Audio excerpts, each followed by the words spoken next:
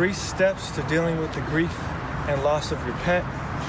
Step number 1 is not turning grief into guilt. For example, my ex, when her cat died, she had a lot of guilt about not giving the cat anxiety medication, letting the cat go outside and getting hurt.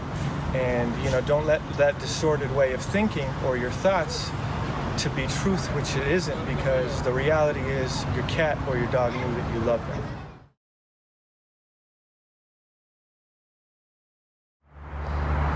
Step number 1 in grieving the loss of your pet is not turning this grief into guilt.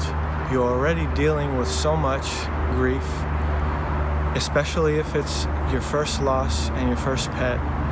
Don't let these cognitive distortions and this faulty way of thinking that it's your fault that your pet died. Because the ultimate reality is that your pet knew you loved them. Focus on the love. Focus on you loving your pet and your pet knowing that you loved them. For example, don't go off into scenarios of, it's your fault your cat died because you let them out of the house, when in your heart you just wanted them to be free. And you even knew that's what they wanted. You knew them. You were spiritually aligned and connected to them. They don't want you to feel guilty. They want you to love them. So definitely don't turn this grief into guilt, and focus on the love, and focus on, your pet still being there with you, and that love never dies. Step number 2 is fully grieving the loss. Immerse yourself in it and then let go. And when I say let go, you're not letting go of your love for the pet. The love's always going to be there. Your cat's spirit or your dog's spirit is always going to know that you love them.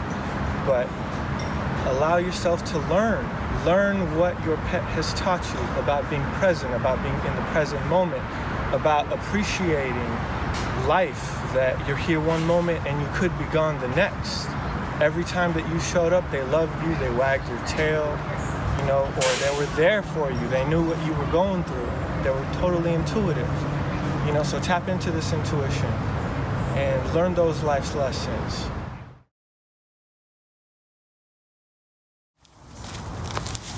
Step number 2 in grieving the loss of your pet is fully immersing yourself in the grief.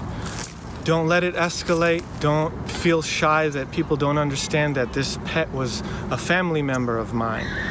Fully celebrate their life. Let the whole world know that you are grieving the loss of a pet, because you don't want them coming back a year or 2 later asking you what happened and you having to relive this whole process all over again.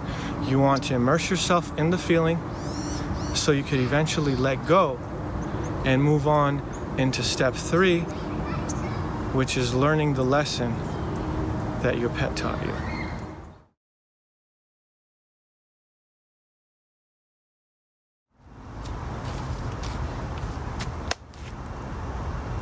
So step number 3 in losing your pet is life lessons. The lessons you've learned from losing your pet, which is being in the present moment. If you lost a dog, I'm sure you noticed that they were always there for you. They were always fully immersed in your presence. And these are great lessons to learn. And it also could teach you the preciousness of life. But what lessons have you learned from losing your pet, or what lessons can you?